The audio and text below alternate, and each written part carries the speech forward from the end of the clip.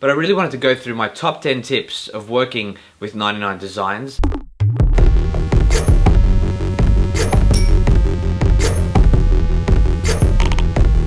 Alright, welcome back to Fail Fast, Hustle Hard. I am Mars, and in this episode we have the fifth and final episode of the Branding with 99 Designs series, and today you'll be finding out which designer and which design I went with, as well as my top 10 tips of working in 99 Designs, coming from my experience through this series and through this branding exercise. So let's head over to the screen. So basically I've gone with this design. Firstly, because the designer is just so great to work with. He's really responsive to feedback, and also because he was the one that got closest to my original design. So if we go back to my design brief, which we went through in the first episode, I included this little attachment of something that I wanted, and I was specific about direction, and he actually got closest to it, as well as making it, just sprucing it up, making it look a little more professional. So I decided to go with him, and there still will be some changes we make to this, but he has been the most eloquent to work with, the most responsive to feedback. Some of the other designs were good, but the designers weren't that great to work with. So in the end, we've decided to go with this guy. And we'll discuss that a bit further in a moment. So basically what happens when you come to the end, you select your finalist and you put that through, and basically you get to this screen, which is all the files that they give you as a designer that you need. And you can discuss this with them and decide what files you will actually need, but these are generally what you're going to need to do any kind of design online and also in print. So that's basically your final output, and it doesn't really stop there. You still have now created a relationship with that designer, and my usual course of action from this point on is to go forward to design the brand guidelines with that designer, which I'll speak about in a second. But I really wanted to go through my top 10 tips of working with 99 Designs, which basically come from the experience of doing this entire series and working with this brand, and also the few brands that I've worked with before this.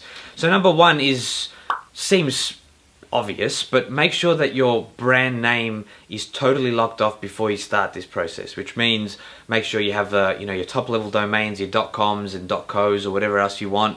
Make sure that you have all your social media accounts set up, so just make sure that name's available on Facebook, Instagram, Twitter, that kind of thing. So go through all that side of things first and make sure that's all solid. Even look in local business directories, make sure you have no troubles locally with setting up that brand name, because if this does take off and you need to take your brand into a proprietary limited company or some kind of limited company, you got to make sure these things are ticked off to start with. So it's a good point to start before this, then move into your logo design. Number two, understand your customer and understand your customer persona. So I spoke about this in an earlier episode, but it's doing a customer persona is extremely important, especially before you start branding, because you have to understand who your customer is and what they want, and that'll inform this quite a lot, and also help you decide things along the track as well. Number three, brand guidelines. And I usually refine the brand guidelines after I've done the logo, but I usually start the brand guidelines before this process. So basically what that means is going through and looking at things like brand voice, brand identity, having an idea of the look and feel that you want for the brand. Things like this will really help you begin to shape your vision of the brand, but also will help the designer you're working with get their head around what it is you actually want. And so having that document, even if it's just a rough before the logo design phase, is going to help you 100% before you go into this, and also it'll just make the whole process faster and smoother. Number four, think about any imagery that's associated with your brand name. And I do one of two things. Either go with that imagery and develop that with your designer, or go totally abstract and opposite to it. Like with this brand, Hello Genie, I could have gone in a number of directions with the brand name, so having a genie or a lamp as I decided, or I could have gone something totally different and gone totally abstract, which is just as fine. Sometimes it's even better to go abstract, because then the logo itself doesn't actually represent anything to begin with, but it begins to represent things as you go along and add to that brand.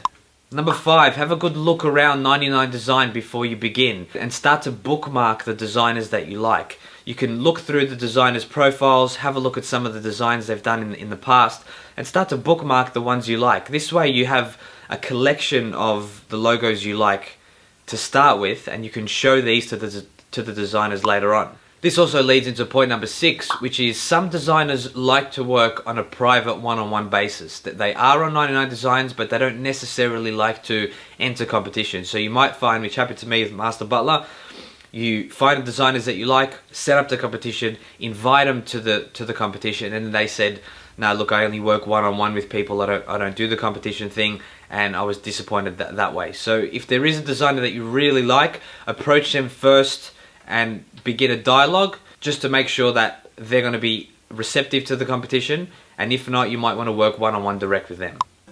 I've put a link to my brand guidelines for Master Butler, which is a brand I worked with before the Hello Genie project. I've put a link to them down below, so check that out. Next, make sure that you invite the designers that you like to your competition with a private message. Go to their page, you see the button in the top corner, invite them, send them a message, and invite them directly to the competition. This is going to make sure that the designers that you like actually see your competition, and you have a greater chance of getting them on board and getting the design that you want. Next, communication is super important. Make sure that you do the competition in a time where you've actually got time during the day to check it regularly, because you want to be able to be giving feedback as soon as those designs come back in. The more you're available and the more feedback you give, the more likely you are to get the design that you want. And last but not least is budget. Set your budget according to your vision of the brand. If the product that you're working on is something you know you're going to be working on for the rest of your life, then actually spend some time, effort and money into designing it. If it's just something you know you've got one simple product, you're going to flip it and probably move on to something else in the next couple of years, still spend that effort and that time, but you might want to go for one of the silver or bronze tier, because you don't want to put as much effort into it as you would if it was a lifelong product or brand that you want to develop. That's all from me. I've had a great time doing this series. I want to thank everyone from 99 Designs for providing such a great service. If you have any questions, hit me up. If not, I'll see you in the next episodes, but that's all from me. This is Fail Fast, Hustle Hard. My name is Mars, and I'll see you in the next episode.